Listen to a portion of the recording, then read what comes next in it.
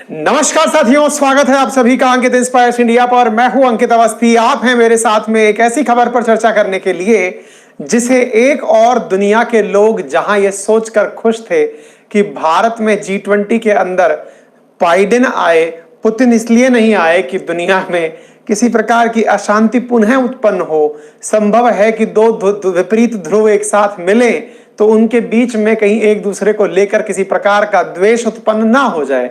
चलिए, अच्छा हुआ शी जिनपिंग नहीं आए, पुतिन नहीं आए। लेकिन भाई साहब, पता चल रहा है कि पुतिन भाई साहब तो किसी का होस्ट बनकर बैठे हुए थे, मेजबान बनकर बैठे हुए थे। किनका मेजबान बनकर बैठे हुए थे? तो साहब, नॉर्थ कोरिया के तानाशाह किम जोंग उन के होस्ट बनकर बैठे हुए थे। सबसे इंटरेस्टिंग बात तो यह है, जिसको हमने हाईलाइट किया है, बुलेट प्रूफ ट्रेन से यात्रा करके किम जोंग उन रशिया पहुंचे हैं। देखिए, अमीरी की अपनी अपनी लेवल होती है। जैसे अमेरिका के राष्ट्रपति आते हैं अपने एयरफोर्स वन से, तो फ्लाइट के अंदर ही वो 20-30 गाड़ियां अपनी साथ लेकर आते हैं। उन गाड़ियों का काफिला साथ चलता है, पर इनका थोड़ा लेवल अलग है। जिंदगी पूरी अपने लिए ही तो है, पूरा नॉर्थ कोरिया अपने लिए ही तो है। ऐसी स्थिति में ये ट्रेन में ही अपनी गाड़ियां, अपने खाने का सामान, अपना पूरा स्टाफ और लेकर फिर लंबे ट्रिप पर निकलते हैं। भले मीटिंग 5 घंटे की हो, लेकिन साहब 3.5 दिन तक की यात्रा कर सकते हैं कि कोई दिक्कत नहीं है, आराम से यात्रा करेंगे ऐसी ट्रेन से जिसकी स्पीड बमुश्किल 59 किलोमीटर प्रति घंटा है। पहले तो वो ट्रेन 35 किलोमीटर प्रति घंटे के रफ्तार से, जैसे मालगाड़ी चलती है ना, ऐसे चला करती थी। लेकिन चूंकि वो बुलेट प्रूफ है, उस पर कैसा भी हमला हो जाए किम जोंग उन जिंदा रह जाएंगे। अपने सुरक्षा कर्मियों को बिना किसी बंदूक के नहीं, अपितु बिना किसी फोन के लेकर साथ चलते हैं। फोन किसी के पास नहीं होना चाहिए, पता चल गया कि कौन कहां बैठा हुआ है। रडार, टेलीविजन, सैटेलाइट फोन, अपनी पूरी पूरी लवाजमे वाली गाड़ियां, सबको लेकर के चलने वाली बुलेट प्रूफ ट्रेन से किम जोंग उन रशिया में है। अब आपके दिमाग में फिर दिमाग दौड़ने लगेगा कि यार, रशिया में है तो ये रशिया में गए हैं तो कुछ तो खिचड़ी पकेगी। दोनों के पास में ऐसा कॉमन क्या है जिसको लेकर खिचड़ी पकेगी? तो मेरे हिसाब से इस बात को समझने में कोई बड़ी रॉकेट साइंस तो है नहीं। बोले, क्यों कह रहे हो ऐसा? मैंने कहा, भाई सबको पता है कि सबका कॉमन दुश्मन, चाहे नॉर्थ कोरिया हो, चाहे चीन हो, चाहे पुतिन हो, इन तीनों का कॉमन दुश्मन कौन है? अमेरिका। और अमेरिका को टारगेट करने के लिए किम जोंग उन और पुतिन अगर मिल जाते हैं तो इसमें कोई बुराई नहीं है। आप पूछेंगे, ऐसा बुराई क्यों नहीं है सर, आप क्या बात कर रहे हो? अरे भाई, जब एक और यूक्रेन को अमेरिका द्वारा F-16 फाइटर जेट्स अपने मित्र राष्ट्रों नॉर्वे जैसे देशों से उठवाकर दे दिए जा रहे हैं कि जाओ भाई, जिनके पास F-16 है यूक्रेन को दे दो ताकि ये रशिया पर वॉर कर सके। तो भाई, जब अमेरिका अपने मित्रों को बोलकर यूक्रेन को F-16 लड़ाकू फाइटर जेट दिलवा सकता है, तो पुतिन को किसी ने मना थोड़ी किया, रोका हुआ थोड़ी है कि वो किसी और से सहयोग ना लेंगे। देखिए, वर्ल्ड वॉर भी जब शुरू हुआ था ना, तो शुरुआत ऐसे ही हुई थी। आप कहेंगे फिर से आप वही बात कर रहे हैं, वर्ल्ड वॉर हो सकता है। भाई देखिए, क्या हो सकता है क्या नहीं हो सकता, इनडायरेक्टली अपन लोग ऑलरेडी एक वॉर में तो हैं, सभी लोग हैं। कैसे हैं? आप फील करिए कि आज रशिया यूक्रेन का जो कन्फ्लिक्ट है वो क्या 2 देशों का कन्फ्लिक्ट है? नहीं। आज यूक्रेन के पास जितना असला है, इतना थोड़ी था कि वो इतने साल तक लड़ लेगा। है, फरवरी में शुरू हुआ था, 1.5 साल पूरा हो गया, आज तक वो युद्ध लड़ रहा है। युद्ध लड़ने के लिए इतना वेपन आ कहां से गया? निश्चित ही दुनिया के और देशों ने उसको दिया। कौन से देशों ने दिया? उसके नाटो मित्रों ने दिया, अमेरिका के सहयोगियों ने दिया। यूक्रेन से कहा कि बेटा तुम संघर्ष करो, हम तुम्हारे साथ हैं। अच्छा, दूसरी तरफ पुतिन खड़े हैं। पुतिन ने अभी तक किसी की भले ही सहायता ना ली हो, लेकिन भाई साहब, उनके भी तो तरकश के तीर खत्म होंगे। तरकश के तीर खत्म होंगे, गोले के अंदर बारूद खत्म होगी, गोले नहीं बनेंगे, मिसाइलें नहीं बन पाएंगी, तो कहीं से तो लेंगे। जी हां, कहां से लेंगे? तो भाई साहब, चीन से भी लिया जा सकता है, भाई साहब नॉर्थ कोरिया से भी लिया जा सकता है। और उसी क्रम में नॉर्थ कोरिया सुर्खियों में आ गया। अब आप पूछेंगे, सुर्खी में क्या अचानक आया है? मतलब बाइडेन को इसकी खबर नहीं थी क्या? दुनिया को सबको सबकी खबर है। जब अहिंसा के पुजारी के ऊपर श्रद्धा सुमन अर्पित किए जा रहे थे, तब भी पता था कि कहीं हिंसा का प्लान चल रहा है।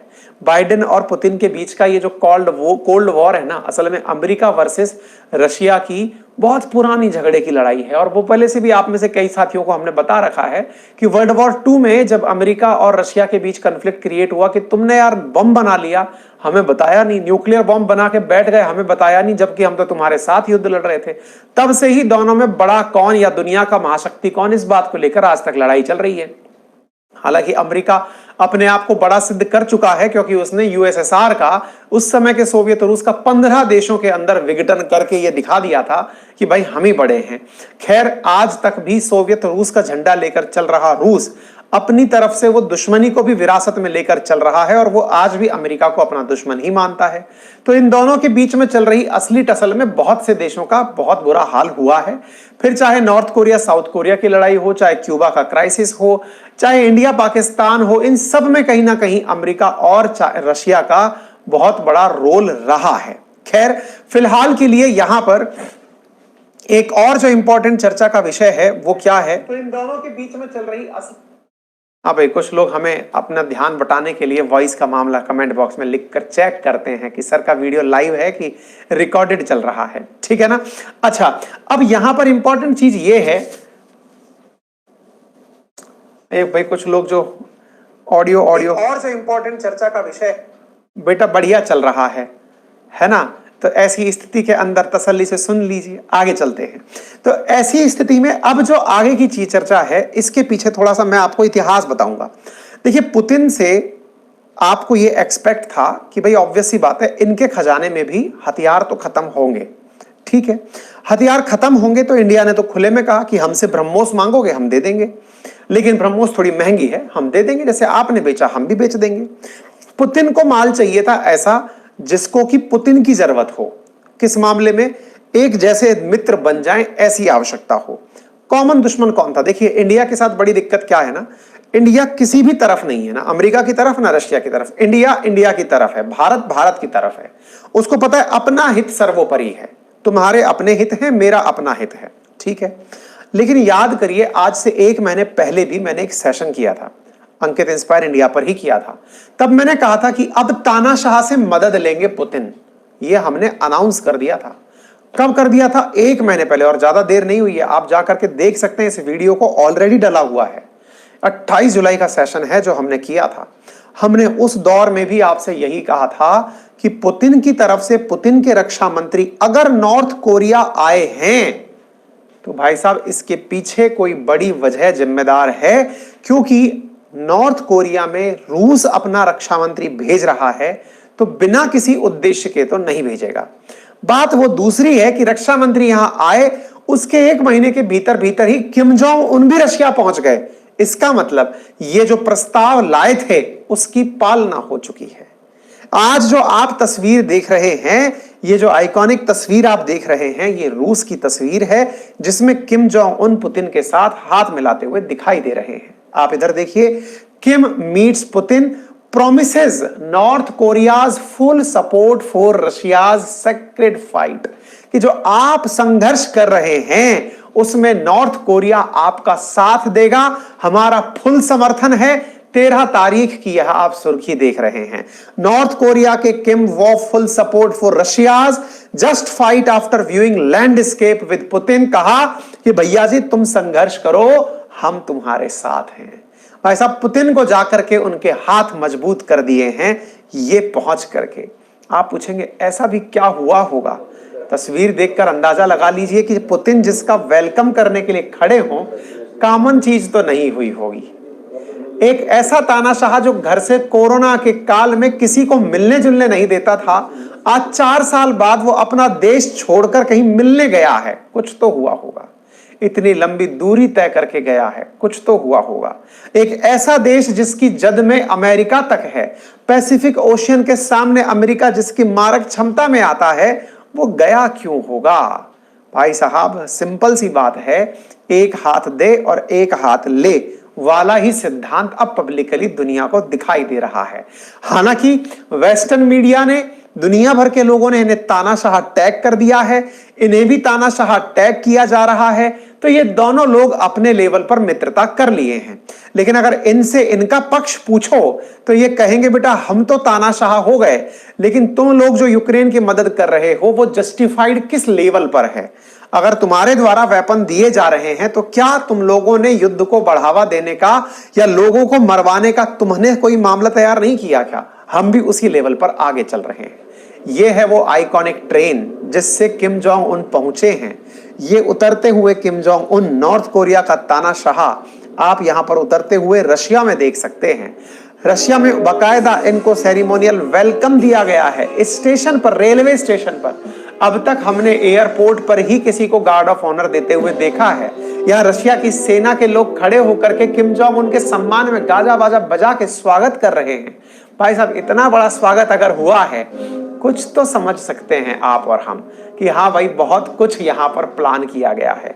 और जब बहुत कुछ प्लान किया गया है, अच्छा दिमाग में आएगा जरूर कि सर गजब ट्रेन दिख रही है ये। बिल्कुल गजब तो है ही भाई साहब। ये जो ट्रेन है, इस ट्रेन के बारे में ज्यादा किसी को कुछ पता नहीं है, लेकिन लोग इसे क्रेजी ट्रेन के नाम से जानते हैं। जिन्होंने कभी इस ट्रेन में सफर किया है वो कहते हैं कि साहब ये चलता फिरता तमाम ऐशो आराम के साधन लेकर के चलता फिरता महल है, जिसमें सारी चीजें हैं, सिक्योरिटी को लेकर के, कमांडो से लेकर के, उनकी प्राइवेट गाड़ियों से लेकर एडवांस रडार सिस्टम, खिड़की दरवाजों पर पूरी तरह बुलेट प्रूफ, फ्लोर और दीवार पर धमाके से सुरक्षा, अगर कोई ऊपर से भी बम गिराए या नीचे से बम गिराए, सब तरह से सुरक्षा। और तो और जब इनकी ट्रेन चले तो उसके आगे ऑलरेडी एक और ट्रेन चलती है जो एडवांस सिक्योरिटी ट्रेन है। जैसे कोई अधिकारी निकलता है, कोई मंत्री निकलता है, तो प्रोटोकॉल गाड़ी चलती है आगे की, कहीं मंत्री जी को कोई दिक्कत ना हो।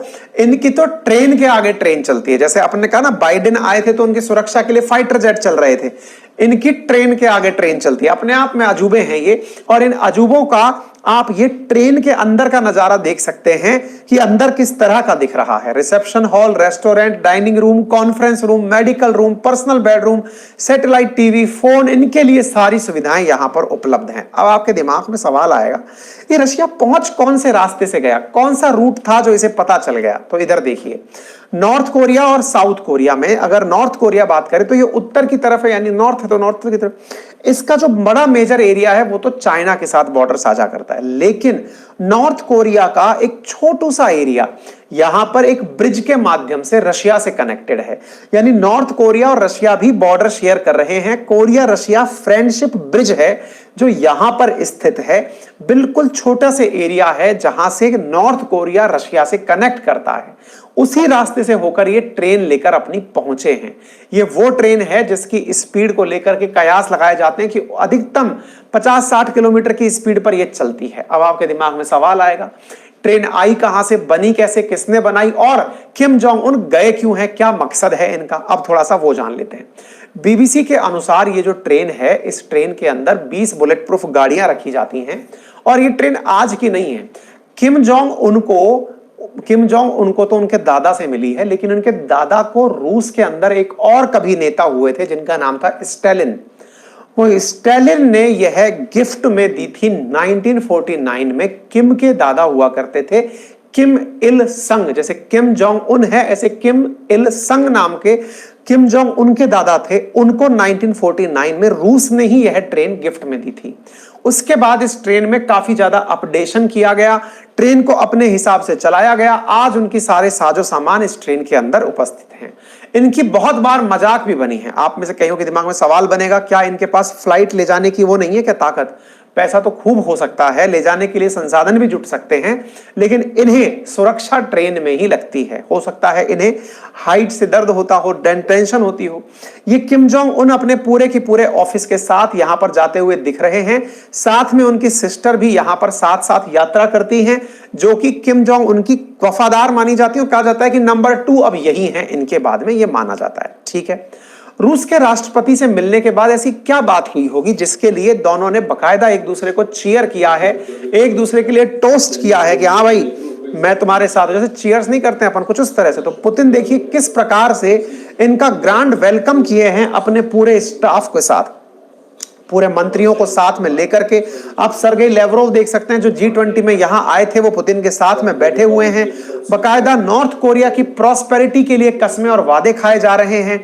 बकायदा पुतिन नॉर्थ कोरिया के किम जोंग उन के सामने अपनी तरफ से उनकी प्रॉस्पेरिटी के लिए कि हाँ भाई हम आपके लिए गुड विशेस टोस्ट करते हैं, है ना, जैसे चीयर्स टाइप से नहीं होता वैसे। फिर किम जोंग उन की बारी आती है। किम जोंग उन भी अपना पूरा लवाजमा लेकर गए हैं, पुतिन के सामने बैठे हैं। पुतिन से कहते हैं कि हम आपके लंबे स्वास्थ्य की कामना करते हैं और हम आपके युद्ध को सही ठहराते हैं और हम हर तरह से आपके साथ हैं। अब आपके दिमाग में सवाल आएगा, कि निश्चित ही पुतिन ने इनको पैसे तो दिए होंगे, क्योंकि ये खुलकर सामने आ चुके हैं कि भाई तुम्हारी मिसाइल विसाइल हमें दो, क्योंकि इनके पास में ऐसी ऐसी मिसाइलें हैं, किम जोंग उनके पास, नॉर्थ कोरिया के पास, कि पूरा अमेरिका इनकी जद में है। यानी कि नॉर्थ कोरिया से मिसाइल चले तो अमेरिका पर बम गिर सकता है। इंटरकॉन्टिनेंटल बैलिस्टिक मिसाइल तक भी इनके पास है, ऐसा माना जाता है। अच्छी बात है। अब सवाल ये बनता है कि साहब इन दोनों ने इतना ग्रांड वेलकम किया, कुछ तो दिया लिया है। बोले साहब इनने तो नॉर्थ कोरिया ने तो इनको दिया है, समझ में आ गया कि मिसाइल दी है। इन्होंने इनको क्या सपने दिखाए हैं? तो चलिए अब मैं आपको वो सपने दिखाता हूं कि इन्होंने क्या सपने दिखाए हैं। देखिए साहब, आपको यहां पर पुतिन दिखाई दे रहे हैं और पुतिन के साथ में आपको किम जोंग उन दिखाई दे रहे हैं, एक ऐसे सेंटर पर, एक ऐसे स्थान पर जिसका नाम है वोस्टोचिन। ये वोस्टोची करके जो जगह है ये रशिया में है, आज की ही जगह है। और यहां पर आप जो देख रहे हैं ये है स्पेस स्टेशन। स्पेस स्टेशन बोले तो जहां से रॉकेट के नाम पर स्पेस सैटेलाइट को लॉन्च किया जा सके। देखिए क्या है कि 1996 के बाद से नॉर्थ कोरिया बहुत ज्यादा सैटेलाइट के क्षेत्र में काम करना चाहता है। वो चाहता है कि उसका रॉकेट सिस्टम ऐसा डेवलप हो कि अंतरिक्ष में उसके सैटेलाइट, जैसे इंडिया अपने लेवल पर कभी चंद्रयान भेज रहा है, कभी आदित्य मिशन भेज रहा है, सैटेलाइट के नाम पर संचार सैटेलाइट चल रहे हैं। नॉर्थ कोरिया अपनी दूर तक मार करने वाली मिसाइलें तो बना चुका है, लेकिन सैटेलाइट क्षमता में वो पिछड़ा हुआ है। अब रशिया ने उसे सपने बेचे हैं, क्योंकि आपको पता होना चाहिए रशिया दुनिया का मतलब लीडर है इस चीज के अंदर। किसके अंदर? ये जो स्पेस टेक्नोलॉजी है इसके अंदर। आपको याद होगा स्पुतनिक जो दवा का नाम हुआ था वो इन्हीं के स्पुतनिक सिस्टम के कारण हुआ था, है ना। तो ये लोग उसको सपने बेच रहे हैं कि तुम हमें हथियार दो, हम तुम्हें स्पेस टेक्नोलॉजी देंगे। स्पेस की जरूरत क्या है? अब आप पूछेंगे अरे सर कोरिया को क्या, नॉर्थ कोरिया को क्या जरूरत है? पुतिन दे नहीं दे, उसको तो अपने में खुश रहना है, बॉर्डर बंद है। नहीं साहब, सैटेलाइट्स का कितना महत्व है आप इस बात से अंदाजा लगा लीजिए। जब कारगिल का वॉर हुआ था ना, इंडिया में जो कारगिल है उसके ऊपर पाकिस्तानी आकर बैठ गए थे, उस समय अटल जी ने अमेरिका से यह कहा था कि अगर आप लोग हमें जिन हिल्स पर दुश्मन बैठा हुआ है अपने सैटेलाइट से हमें अगर वो तस्वीरें बता दो कि वो कहां बैठा हुआ है, तो हमारी सेना को दुश्मन को भगाने में बड़ी मदद मिलेगी। लेकिन उस समय अमेरिका ने अपने ग्लोबल पोजीशनिंग सिस्टम जीपीएस के थ्रू, जो कि वो देख सकता था पहाड़ों पर बैठे हुए दुश्मन को। कारगिल में हमारी सबसे बड़ी लड़ाई क्या थी? हम ग्राउंड पर थे और दुश्मन पहाड़ की चोटी पर चढ़कर बैठा हुआ था। तो हम जब युद्ध लड़ने जा रहे थे तो ऊपर से गोले बरसाए जा रहे थे। हमारे जाबाज सैनिकों ने वो साहस दिखाया कि जान की परवाह किए बगैर हजारों की संख्या में सैनिकों ने कुर्बानी देकर उस चोटी को फतेह किया। लेकिन विचार करिए, अगर उससे भी ऊपर सैटेलाइट जो अंतरिक्ष में लगा हुआ है अमेरिका के पास, अगर वो हमें यह बता देता कि देखो इस जगह बैठा है दुश्मन, तो हमारे लिए कितना आसान होता, हम यहीं से तोप चलाते और दुश्मन को मार गिराते। फिर देश को यह समझ में आया कि नहीं, सैटेलाइट सिस्टम डेवलप करना पड़ेगा। और यही कारण है साथियों कि आज जो देश ने Indian regional navigation satellite system IRNSS जो डेवलप किया है, उसकी प्रेरणा कारगिल वॉर है। कारगिल का युद्ध जो था उससे प्रेरित होकर तब भारत सरकार ने निर्णय लिया अटल जी के नेतृत्व में कि भैया हम लोग आने वाले समय में अपना सैटेलाइट सिस्टम बताएंगे, अपना पोजीशनिंग सिस्टम बनाएंगे और ऐसा बनाएंगे कि हम दुश्मन के घर में भी देख सकेंगे। तो आज हम अपना जो अंतरिक्ष में सैटेलाइट सिस्टम लगाकर बैठे हैं, उससे ना केवल इंडिया बल्कि इंडिया के आसपास के जो कंट्रीज हैं उनके अंदर भी झांकते हैं कहां क्या चल रहा है। ठीक है ना। तो कहने का मतलब यह हुआ कि सैटेलाइट इन्हें भी पता है कि कितने काम की चीज है।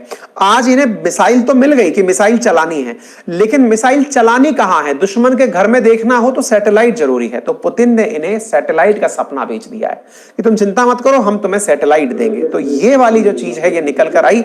आप देख सकते हैं बड़े ही क्यूरियस होकर के किम जोंग उन ने आज यह मीटिंग अटेंड की है। आज ही के दिन की सारी चीजें हैं, ये पुरानी न्यूज नहीं है, आज की ही न्यूज है सारी, 13 तारीख की ही न्यूज चल रही है। और बड़ा क्यूरियस होकर के इन्होंने इसको अटेंड किया है और बड़ी इच्छा जाहिर की है कि आने वाले समय में हम इस चीज को देख सकते हैं। आप बकायदा दोनों लोग अपने अपने लेवल पर एक दूसरे के साथ बातें कर रहे हैं। पुतिन से बोलकर के भैया, पुतिन कह रहे हैं भैया मिलकर खुशी हुई, दोनों एक दूसरे को अपनी खुशी का इजहार कर रहे हैं और फिर ये लोग अपने अपने लेवल का काम कर रहे हैं। ठीक है ना? तो कुल मिलाकर अब आपको दोनों का मुद्दा समझ में आ गया होगा, क्या करना चाह रहे हैं, क्यों करना चाह रहे हैं। इतिहास में हमने जोड़कर दिखा दिया है कि ये रक्षा मंत्री थे जो लास्ट मंथ गए थे। हमने तभी कह दिया था कि ये आ गए हैं तो इसका मतलब पुतिन से मिलना तय है और उसी के आधार पर ये सारा काम हो रहा है। अगर कोई भी दिक्कत हो आपको तो आप हमें बता सकते हैं। उम्मीद है आपको सारी बातें अच्छे से समझ में आ गई होंगी, क्लियर हो गई होंगी सारी बातें, मैं तो बोलकर सुना चुका हूं। फिलहाल के लिए इतना ही।